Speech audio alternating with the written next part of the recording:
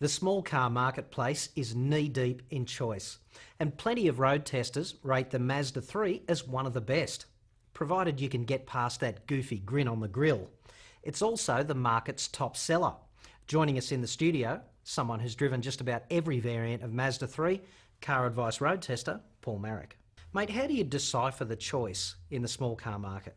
It's unbelievable, isn't it? There's just so much to choose from.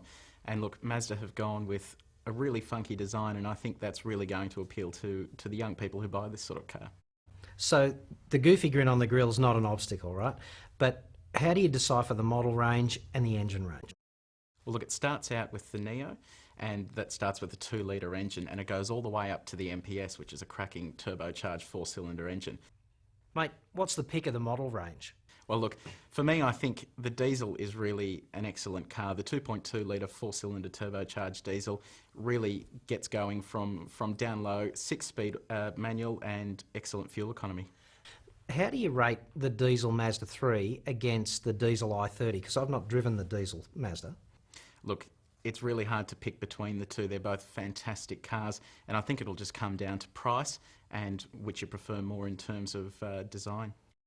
And that's an important consideration, right? Because we can talk about the differences between the cars. What we can't evaluate is the differences between people out there and how you fit your life into each one of these cars. So I guess it's important to trot up to the dealer with all the accoutrement, your push bike, your golf clubs, your prams, whatever, and just make sure the car can do the job before you sign on the line. And people never do that. You've got to go to the dealer with everything you have in mind doing. You can't take the car for a test drive on your own because it will handle and feel totally different to what it does with a carload of family. All right, now speaking of handling and feeling, what does it handle like? Because my impression of every Mazda 3 I've ever driven was that the handling was just so right.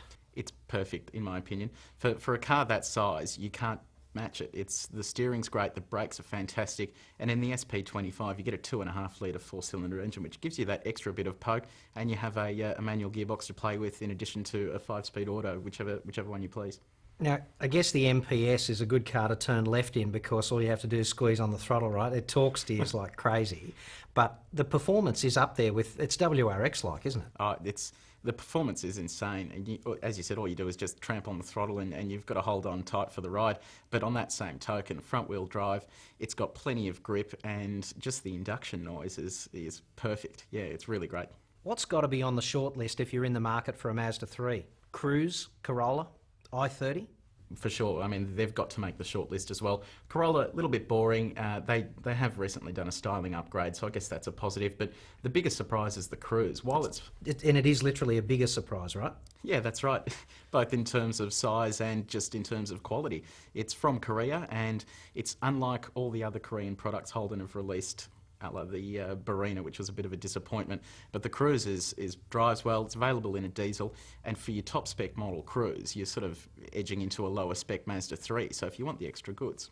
The MPS and the diesel are manual only, but everything else, you get an auto option. Which one are you going to pick? Probably go for the auto. While it's only a 5-speed, it manages the engine's power and torque really well. The manual's just a bit notchy and a bit fiddly at times. And look, in that sort of car, you're going to be probably commuting in traffic most of the time, and the pain of a clutch in a manual is just a little bit annoying when you're stuck in peak hour traffic. So just in summary, you reckon this is a car you can do all the domestic running around in and still have a good time driving on those rare occasions that you get to have a bit of a play? And it looks great as well, so I think it ticks all the boxes and is definitely one of my favourites in that segment.